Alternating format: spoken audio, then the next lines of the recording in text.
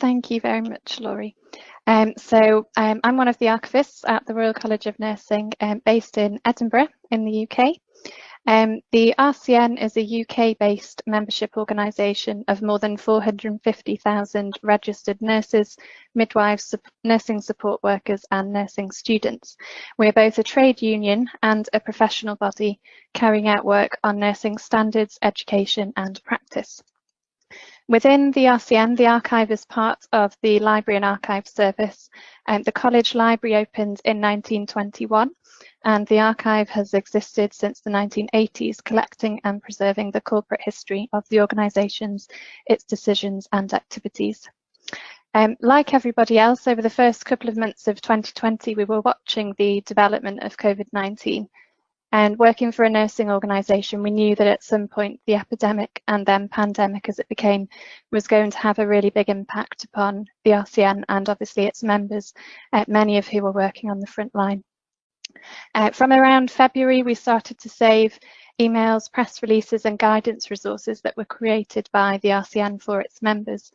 And I think really as an archive team, we probably did this from instinct, knowing that these records were going to form a significant part of our contemporary collecting. As many archivists do, we work in an organisation without any formal records management. So an important part of the work that we do on a daily basis is to ensure that we're collecting the records that we need for permanent preservation in the archive. As the situation escalated, we started to work from home in early March, and the archive team developed a COVID collecting plan to ensure that we were collecting comprehensively around the pandemic. A draft of this plan has been shared with the RCN executive team to ensure that they and teams across the organisation are aware that we're carrying out this work. The motivation for our proactive collecting is to encourage and promote appropriate record keeping across the organisation. As well as collecting for the corporate memory of the RCN, we're collecting to ensure that we assist the organisation in maintaining records which might be vital in demonstrating the position of the college and its members in relation to significant issues during the pandemic. So this goes back to one of the key drivers for organisations to keep records in the first place for evidential value of activities and decisions. The first part of this collecting plan that we've put together highlights where series of records are already covered by our existing collecting activity.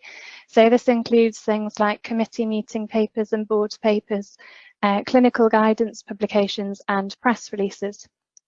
The next part of the plan outlines new collecting, which has been in place from April. This is material which we will collect for the duration of the pandemic only. This part of the plan, it is worth saying, probably evolves on a daily basis. We're always discovering new records that would be useful to collect. So these type of things include, but are not limited to, a selection of pages from the RCN website, media and communications reports from across the 4 UK countries and localised English regions, AV recordings of virtual staff briefings, and the emails of the RCN's professional lead for infection control. From this list, if anyone had said to us at the start that archiving the website was actually going to be the easiest part to complete, I wouldn't have believed them, but they would have been completely right. So that's testament to the simplicity and user-friendly nature of the Preservica system and workflows. Our COVID collecting project is proven to be really beneficial in raising the profile of the archive across the RCN. And naturally, given all of the new contacts we've made over the last couple of months, there have been questions about what will happen to this material once it's been collected. Of course, for us in the archive team, this is a well-established process. Material will, when the time comes, be sorted into a structure that fits our catalogue structure, ingested into Preservica and then catalogued.